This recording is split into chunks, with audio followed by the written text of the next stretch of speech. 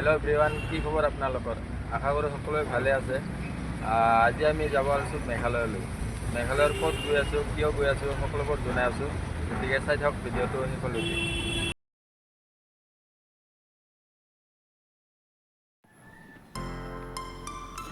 আৰু এনেকৈ আমি বিশ্বকৰ্মা বাবাৰ নাম লৈ ওলালোঁ মেঘালয়লৈ।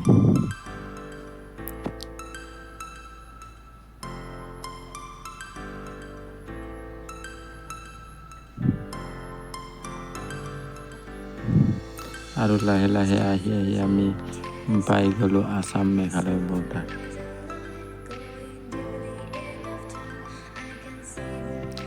লাহেকৈ সোমালোঁ আমি মেঘালয়লৈ।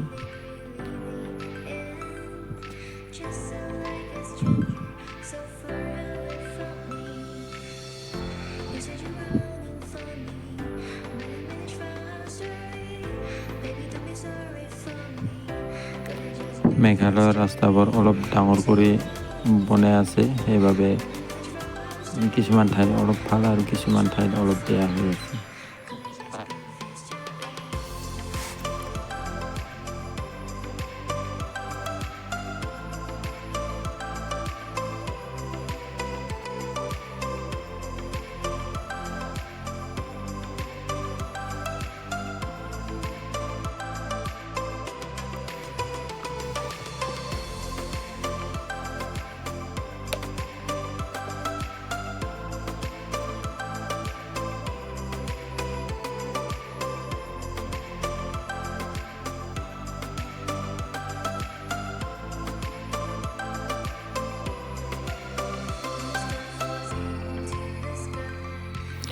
মেঘালয় বুলি কোৱাৰ লগে লগে আমাৰ মনলৈ এটাই কথা আহে, নহয়নে বাৰু?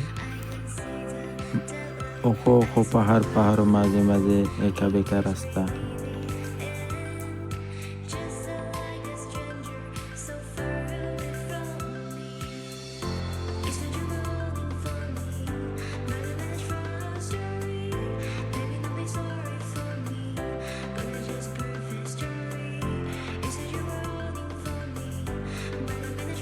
ৰাস্তাৰ কাষতে গাৰো জনগোষ্ঠীয় লোকসকলে বিক্ৰী কৰি থকা এবিধ বস্তু দেখি কেনে গাড়ীখন নৰখাকৈ ৰ'ব নোৱাৰিলোঁ। গতিকে কি বস্তু আপোনালোকক দেখাই আছোঁ বলক।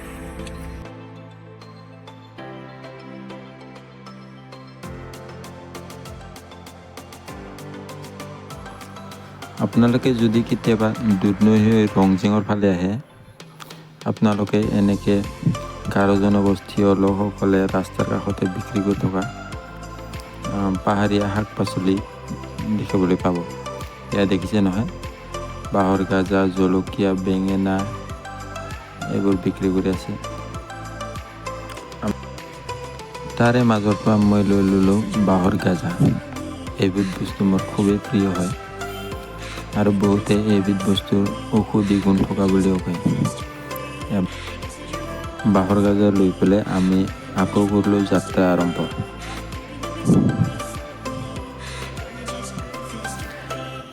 আৰু এনেকৈ আমি আহি পাই গ'লোঁ ৰংজিং তিনিআলি। ৰংজিং তিনিআলিৰ সোঁফালে যায় উইলাম নগৰত আৰু বাওঁফালে যায় চালাঙত। আমি আহিলোঁ চালাঙত। চালাঙত সোমালোঁ। যিহেতু গাড়ী চলাই আহিলোঁ বহুত দূৰ, অলপ ভাগৰো লাগিল, গতিকে গাড়ীখন কাষত ৰখাই থৈ আমি একাপ চাহ খাব ল'লোঁ। এয়া দেখিছে, আমি চাহ খাই আছোঁ। চাহৰ লগত জ্বালা বৰা অৰ্ডাৰ কৰিলোঁ। মোৰ ভতিজা আৰু মোৰ ভাগিনে বোলে জ্বালা বৰা খাই ভাল পায়, সেইকাৰণে চাহৰ লগত জ্বালা বৰা অৰ্ডাৰ কৰিলোঁ। আমি আচলতে আনাৰস লোড কৰিবৰ কাৰণে আহিছোঁ আৰু বেকত আহি পালে আমাৰ আনাৰসৰ গাড়ীখন। এয়া দেখিছে আনাৰসৰ গাড়ীখন। পিছে মই এয়া কি দেখিলোঁ, আনাৰস আনিব দিলোঁ ডাঙৰ, আনিছে সৰু, মিডিয়াম মিক্স। হ'ব দিয়া, চলি যাব। আমাৰ আনাৰসৰ গাড়ী আহি পালে, এতিয়া আমি আনাৰস গাড়ী লৈ দিম। এইখন গাড়ীৰ পৰা আমাৰ এইখন গাড়ী লৈ দিম।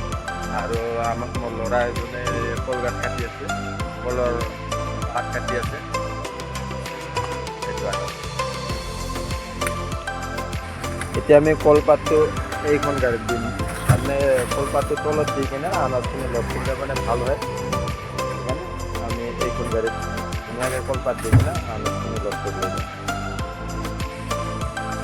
আমি লাগি গ'লোঁ সকলোৱে আনাজ লোড কৰাত আমি দুজন আমাৰ গাড়ীত লোড কৰি আছোঁ আৰু আনখন গাড়ীৰ পৰা আৰু দুজনে আমাৰ আনলোড কৰি দি সহায় কৰি আছে এয়া দেখিছে আমি আনাজ লোড কৰি আছোঁ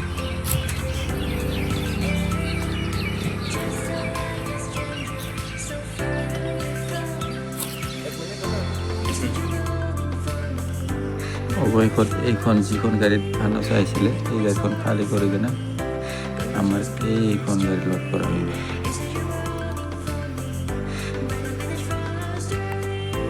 আৰু মোৰ ভতিজাজনে এনেকৈ গাড়ীৰ ৰেলিঙত ভালদৰে টানি টানি ৰছীত বান্ধি দি আছে যাতে ৰাস্তাত পৰি নাযায় আনাজবোৰ